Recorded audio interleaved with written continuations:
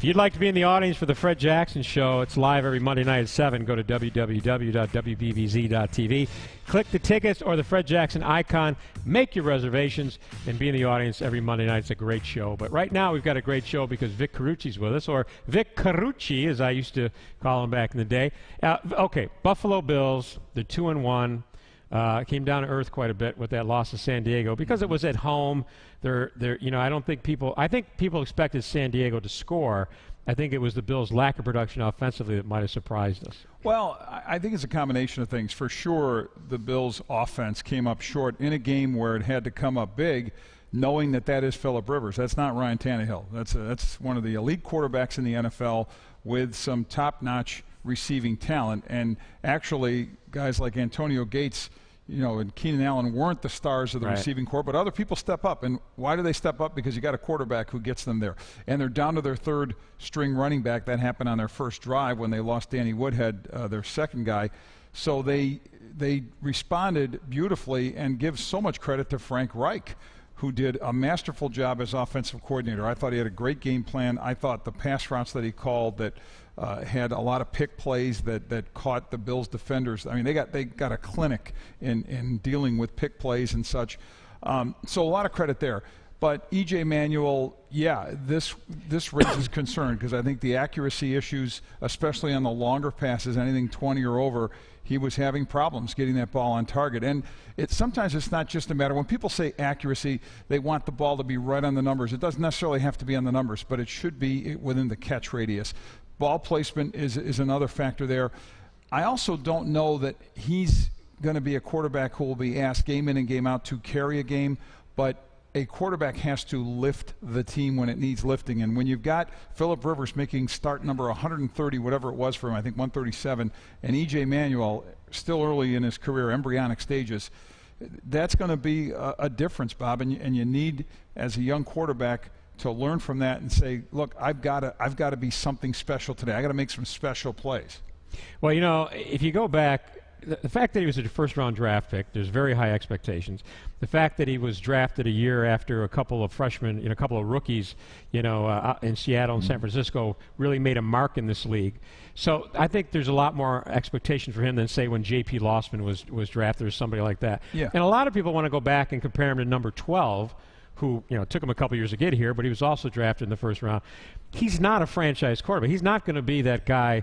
I mean, I don't think anybody's saying that E.J. Manuel is going to end up in the Hall of Fame. Yeah. But they want him to be better than obviously he's performing so far. Well, there's still that huge void to fill, the post-Jim Kelly void at quarterback. So the weight of that is certainly on him, and it's on the decision makers of the Buffalo Bills, whether they like it or not, that happens. But beyond that, Bob, to your point of what kind of quarterback is he going to be, I don't know that he's not going to be a franchise quarterback, but as I look at him right now, I see a player that still has a long way to go to just get consistent efficiency. And consistent efficiency works if you're playing great defense, if you're running the football.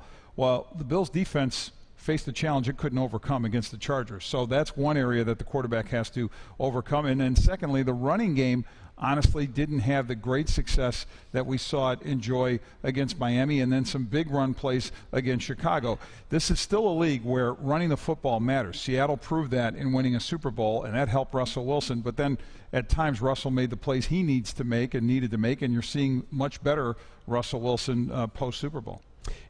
After 3 games, last night I was talking to Fred Jackson on his show, and Fred has mentioned after all 3 games, these teams are dropping an extra person in. They're putting the safety in the box. They know they want to run the ball.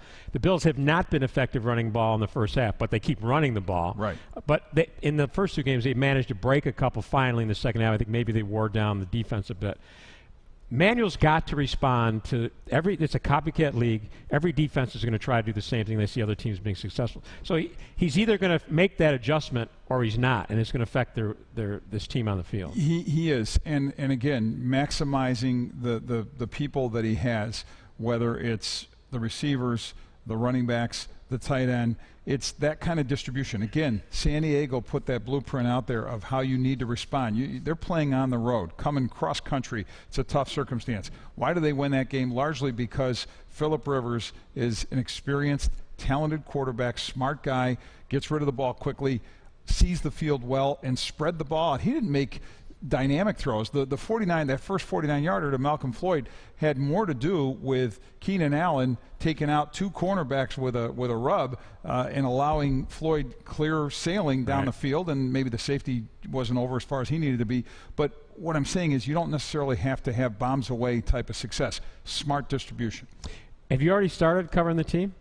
I have, yes. I started. My first official day was yesterday, writing a piece that will be posted actually on the BuffaloNews.com website a little later. Actually, it should be up there by now. And it's a breakout where we're going to do every Tuesday a breakout of the film review, the all 22 coaches film look with snapshots of that, screenshots of that embedded in the piece. So that's something you're bringing new to the table. It is something bringing new to the table, some hopefully inside analysis. How much do you know Marrone and this coaching staff? I know Doug not really, really well, but well enough. We got to know each other a lot at the Senior Bowl last year when the Browns were hiring Mike Pettin away from the Bills, his former defensive coordinator, to become the head coach of the Browns. So I got a lot of download from Doug on that. And then Doug and I happened to be on the same flight back from Mobile heading north when I had to go back for the Mike Pettin press conference in Cleveland. So you got a little bit of background with Doug. And I know Doug Whaley, of course, going back to his time in Pittsburgh, and many others within the organization. And there's some members of the assistant coaches on the staff who have lots of connections. You find out the NFL, as you know, is a fraternity. Right. And a lot of the coaches that I still know very well in Cleveland, and previous coaches there work with a lot of these guys here. And when I was leaving the building in Cleveland, they said, make sure you say hi to this guy and have a beer with that guy and hang out with that guy. So if I do all of that, Bob, I'll be in good shape. Your wife will ship you back to Cleveland. Or I might get shipped out, yeah. Well, Marrone, and if you've been around long enough and you got the white hair, you see these guys come and go. But, he was much more open that last year at the beginning and, took on all questions. And, now once he's been here for a while, he gets a little testy. And he knows the pressure is on him, and especially with the new ownership. It's enormous pressure. And again, you have the new ownership coming in. And it's fascinating as I watch this unfold because you and I go back to the day. 31 years ago. 31 years ago. 31 years ago, you and I met. Wow, that does explain the lack of hair and gray in my part, and just the gray on your part. But of course, Bill Polian was the general manager of those great Bills teams and the architect. And I had an opportunity, really one of the highlights of my career. The last about 19 months we spent working on it, a chance to do a book, and it's called The Game Plan. And it's The Art of Building a Winning Football Team, and it's going to be in bookstores. It should be now.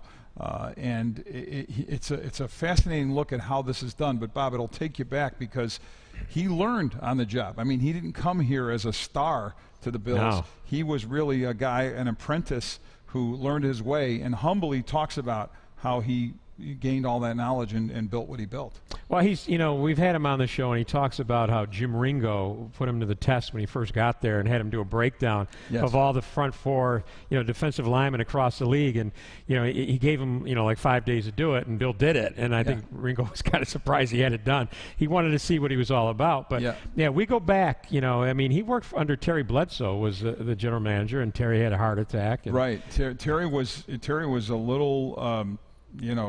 not comfortable, I should say, with the hiring of Bill as a pro personnel guy, because the person who had previously had that job had suffered a debilitating back injury, so he could not come back to work. And it was a role that Ralph Wilson was even skeptical of filling on the staff, budgeting. So he had to, Kay Stevenson and Norm Palm were, really concerned that they could, and Terry Bledsoe as the GM, concerned that they would be unable to fill this job once the guy was out of the position.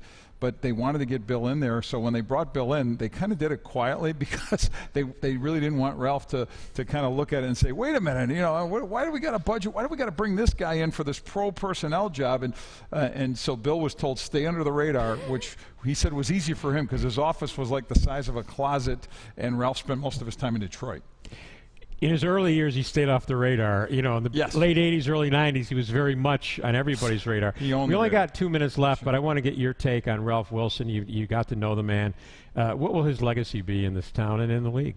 Well, I think it's been rewritten in many ways because there was great concern, and understandably so, that he might be leaving this team in a position where it was going to leave Western New York. And that would have been damaging no matter all the good that he did to bring this team here in 1959 rather than Miami where it was originally supposed to go.